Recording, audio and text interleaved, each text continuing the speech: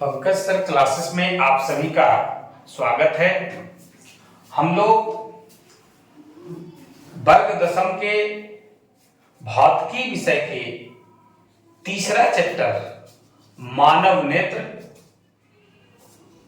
वायुमंडलीय अपवर्तन और वर्ण विक्षेपण चैप्टर पढ़ रहे हैं। इस चैप्टर का आज 7वां क्लास है।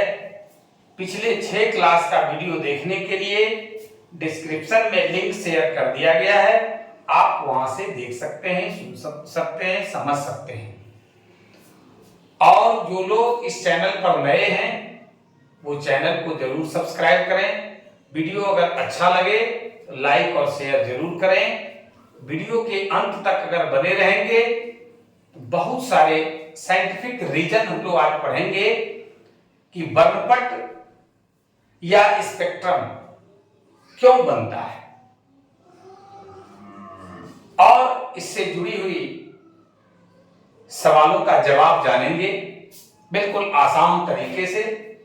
आइए सबसे पहले हम लोग जाने कि प्रकाश के विभिन्न वर्ण और उनके तरंगदैर्घ्य। हम लोगों ने पिछले क्लास में देखा कि श्वेत प्रकाश 7 विभिन्न रंगों का बना होता है। श्वेत प्रकाश का जब अपवर्तन किया जाता है, अपवर्तन होता है जब उस श्वेत प्रकाश को प्रिज्म से होकर गुजारते हैं तो 7 विभिन्न रंगों में विभक्त हो जाता है। आखिर क्यों विभक्त होता है? वह 7 रंग है, बैंगनी, जामुनी, नीला, हरा, पीला, नारंगी और लाल। और इन सभी रंगों का अलग अलग तरंगदैर्घ्य होता है। यहां पर जो तरंगदैर्घ्य है नैनोमीटर उसका मात्रक है, नैनोमीटर में ही अंकित किया गया है। बैंगनी रंग का जो तरंगदैर्घ्य होता है वो 400 से 440 नैनोमीटर होता है।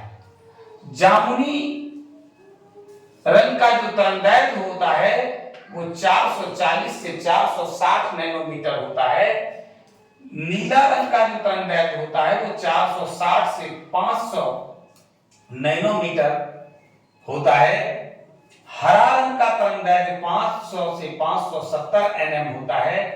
पीला रंग का जो तरंगदैर्घ्य होता है वो 570 से 590 nm होता है, नैनोमीटर। नारंगी रंग का जो तरंगदैर्घ्य होता है वो 590 से 620 नैनोमीटर होता है और लाल रंग का जो तरंगदैर्घ्य होता है वो 620 से 700 नैनोमीटर होता है। अब आइए यहां से ऑब्जेक्टिव हम लोग को निकालना है कि क्या ऑब्जेक्टिव पूछा जाता है। तो किस रंग का तरंगदैर्घ्य सबसे कम होता है? तो हम लोग देख रहे हैं कि बैंगनी रंग का जो तरंगदैर्घ्य होता है वो सबसे कम होता है, इसलिए हमने लिख भी दिया। आपको जरा सा भी कोई परेशानी नहीं हो, आप फेयर कॉपी में तैयार कर लीजिए और परीक्षा में बराबर पूछा जाता है कि किस रंग का तरंगदैर्घ्य सबसे कम होता है। तो हम लोग देख रहे हैं बैंगनी रंग का तरंगदैर्घ्य सबसे कम होता है। अब है कि किस रंग का तरंगदैर्घ्य सबसे अधिक होता है, तो हम लोग देख रहे हैं कि लाल रंग का तरंगदैर्घ्य जो है वो सबसे अधिक 620 से 700 नैनोमीटर होता है। ये आपका एक ऑब्जेक्टिव इस टेबल से निकला है जो कि बहुत इंपॉर्टेंट नेचर का है, बराबर पूछा जाता है। अब आइए कि हम लोग देखते हैं बहुत ही इंपॉर्टेंट और अपने आप में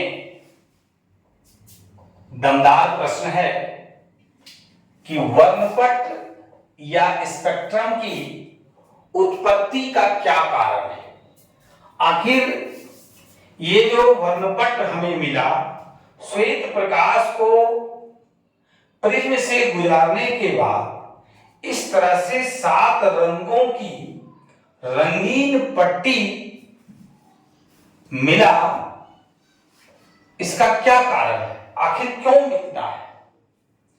तो प्रिज्म द्वारा विभिन्न वर्णों के प्रकाश का विचलन अलग अलग होता है।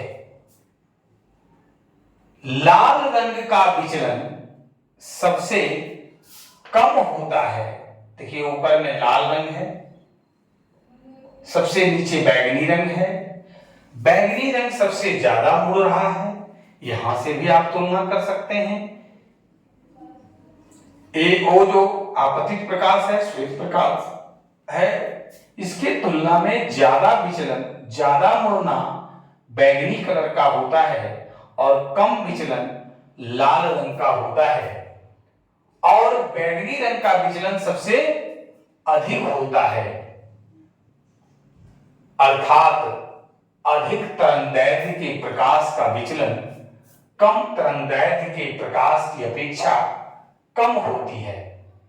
अब आइए हम लोग ये जानेंगे, अभी हम लोगों ने देखा कि लाल रंग का जो तरंगदैर्घ्य होता है वो सबसे अधिक होता है और बैगनी रंग का तरंगदैर्घ्य सबसे कम होता है।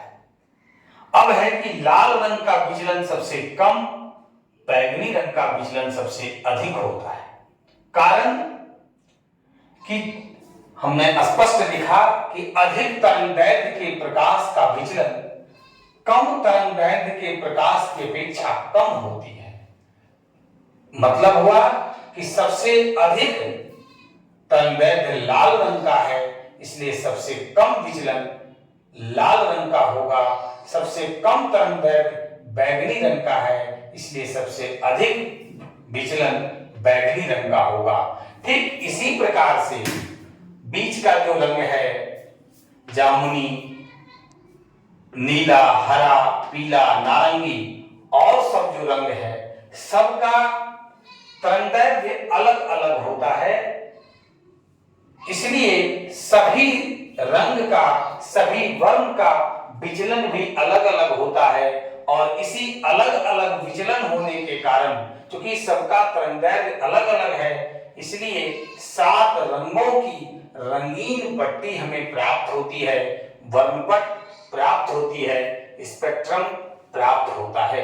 ये बहुत ही इंपॉर्टेंट नेचर का क्वेश्चन है। इसको हम लोग बार बार देखेंगे, सुनेंगे, समझेंगे और समझने का प्रयास करेंगे। इसमें मुख्य रूप से क्या आया कि 7 रंग का जो 7 रंग है, इसका जो तरंगदैर्घ्य सबका अलग अलग है, इसलिए सबका विचलन भी अलग अलग होता है। हम लोग ये भी जान रहे हैं अधिक तरंगदैर्घ्य के प्रकाश का विचलन कम होता है और कम तरंगदैर्घ्य वाले प्रकाश की विचलन सबसे अधिक होता है। इस कारण अलग अलग तरंगदैर्घ्य होने के कारण अलग अलग विचलन होता है और जब अलग अलग विचलन होता है, अलग अलग रंगों की पट्टी प्राप्त होती है, जिसे हम वर्णपट या स्पेक्ट्रम कहते हैं। आज के क्लास में बस इतना ही। हम लोग आगे के क्लास में पढ़ेंगे इंद्रधनुष क्या है, आकाश का रंग नीला दिखाई पड़ता है क्यों, टिंडल प्रभाव क्या है, प्रकाश का प्रकीर्णन क्या है, स्कैटरिंग ऑफ लाइट क्या है, इन सब महत्वपूर्ण टॉपिक का अध्ययन विस्तार पूर्वक करेंगे। धन्यवाद।